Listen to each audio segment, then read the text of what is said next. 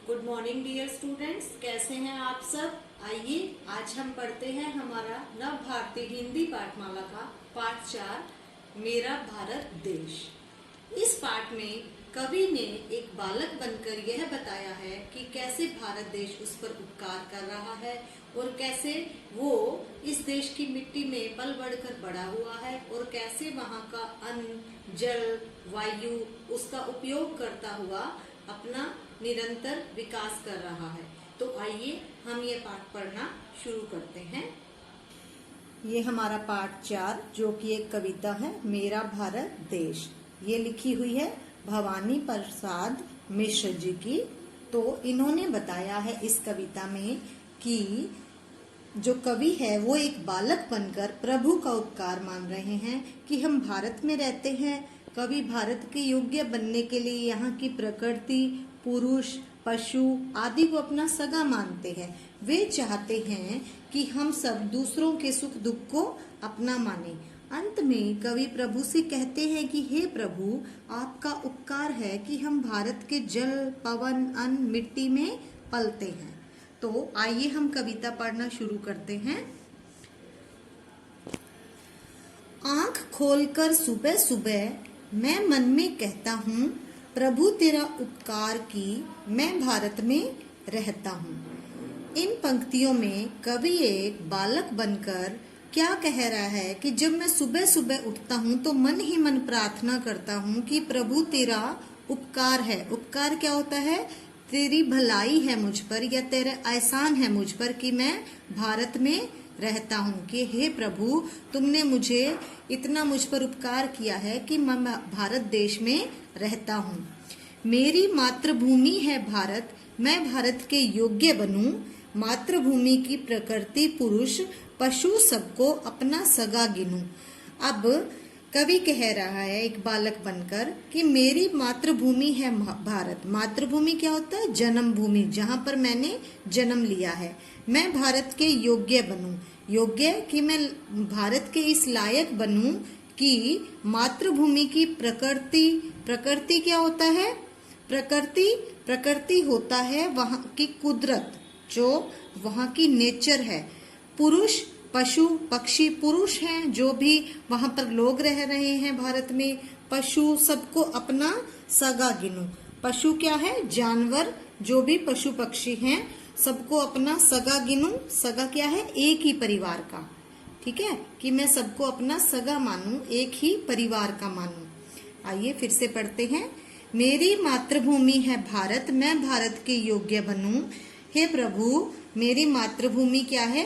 भारत देश है और मैं चाहता हूँ कि मैं इसके योग्य बनूं। इसने मुझ पर इतना उपकार किया है तो मैं इसके योग्य बनूं।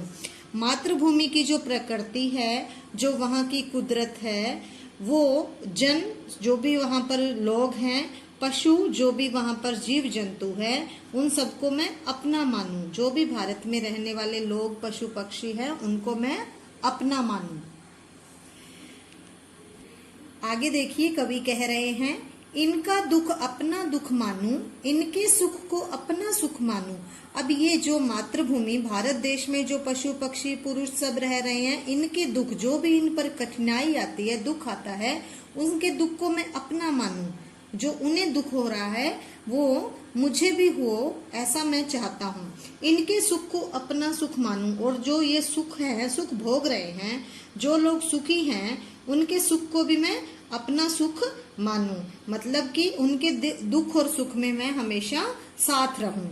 प्रभु ऐसा बल दो कि कर सकूं पूरा बापू का सपना। अब कवि कह रहा है एक बच्चा बनकर कि हे प्रभु, हे भगवान, मुझे ऐसी ताकत दो कि मैं बापू का जो सपना है वो पूरा कर सकूं। क्या था बापू का पूरा सपना? क्या था कि सबको मिलजुल कर रहना, कि सभी धर्मों को, जो भी धर्म के नाम पर भेदभाव है उसको समाप्त करना और सबको मिलजुल कर रहना। चाहे भारत देश में कितनी भी विभिन्नता है, वहाँ पर हिंदू, मुस्लिम, सिख, ईसाई सभी तरह के लोग रहते हैं, लेकिन बापू का सपना था कि अहिंसा के मार्ग पर चलते हुए हमें क्या करना है? सबको गले लगाना है और सबके साथ मिलजुल कर रहना है। जो उनका वो सपना था, जो यह बापू का, वो मैं पूरा कर सकूं। भारत के जल पवन अन्न माटी में पलता हूँ। भारत के जल जो भी पानी है भारत देश का, पवन है जो वायु है, अन्न क्या है जो भोजन है मैं जो खाता हूँ, माटी जो वहाँ की मिट्टी है उसमें मैं पलता हूँ। पलता मतलब उसमें मैं बड़ा हो रहा हूँ। प्रभु तेरा उपकार की मैं भारत में रहता हूँ। अब कवि कह रहे हैं एक बच्चा बनकर कि भारत के जल पवन अन्न माटी में मैं बड़ा हो रहा हूँ और यह आपका एहसान है कि मैं भारत जैसे देश में रहता हूँ। प्रभु तेरा उपकार कि मैं भारत में रहता हूँ। तो इन पंक्तियों से अंतिम जो पंक्तियां हैं इनमें बच्चा कह रहा है, कवि बच्चे के रूप में कह रहा है कि हे भगवान तेरा उपकार है, तेरा मुझ पर एहसान है कि मैं भारत देश में रहता हूँ। इस कविता का संदेश क्या है? हमारा भारत देश महान है। जो भी भारत देश में रह रहा है वो बहुत ही खुश नसीब है, खुशकिस्मत है कि वो भारत जैसे देश में पैदा हुआ है और वहाँ पर रह रहा है। अब देखिए ये इसका कुछ अभ्यास कार्य है। मातृभूमि जो शब्द आया था, मातृभूमि क्या है? जन्मभूमि, बल, शक्ति, ताकत, योग्य, लायक, पशु, जानवर, प्रभु, ईश्वर, पवन, हवा, माटी, मिट्टी, सगा, एक ही परिवार का, अन्न, अनाज, उपकार, भलाई, एहसान, प्रकृति, कुदरत। अब ये वाचन और श्रुतलेख हैं जो आप बोलकर इसका अभ्यास करेंगे। मातृभूमि, प्रकृति, प्रभु, योग्य, अन्न, पुरुष। अब ये कुछ मौखिक प्रश्न हैं। अपने देश के बारे में कुछ वाक्य बोलिए। कविता में किसे सबसे बढ़कर बताया गया है? आंख खोलकर सुबह सुबह कवि मन में क्या कहता है? ये मैंने आपको कविता में भी बताया है, तो आप कल्पना शक्ति से इनके उत्तर दे सकते हैं। नीचे दी गई कविता की पंक्तियां पूरी कीजिए। ये कविता की पंक्तियां हैं जो रिक्त स्थान है, आपने अपनी कविता में से चुनकर यहाँ पर भरने हैं।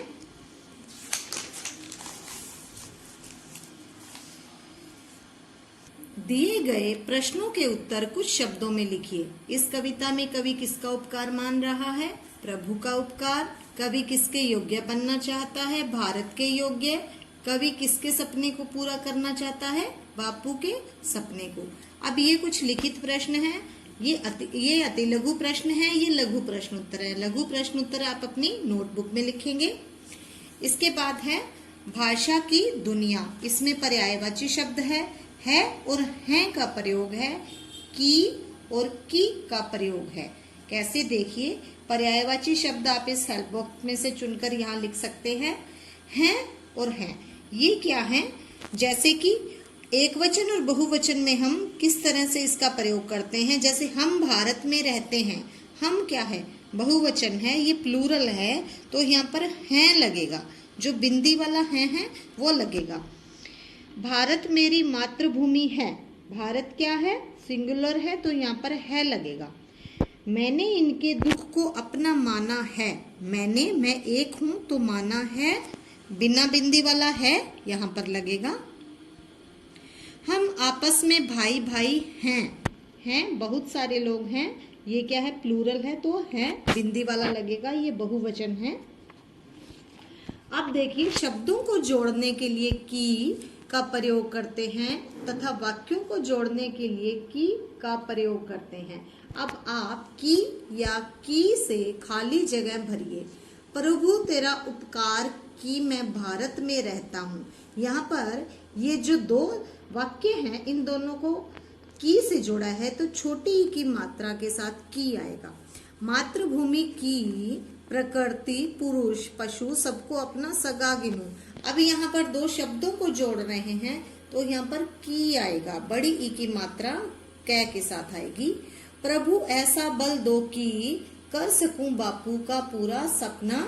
यहाँ पर छोटी ई के साथ कै की आएगा, क्योंकि यहाँ पर दो वाक्यों को हमने जोड़ा है। बच्चे भारत की शान है। अब भारत और शान दो शब्द हैं, इनको जोड़ा है तो कै के बड़ी ई की मात्रा की आएगा। हाँ जी, तो वो स्टूडेंट्स, आपको ये पाठ मुझे उम्मीद है सबको अच्छी तरह से समझ में आ गया होगा। अगर फिर भी आपको कुछ भी इसमें समझ नहीं आया तो आपको पीडीएफ के माध्यम से इसका अभ्यास कार्य और पूरे पाठ के बारे में जो भी जानकारी है वो जल्दी ही उपलब्ध करवा दी जाएगी। धन्यवाद।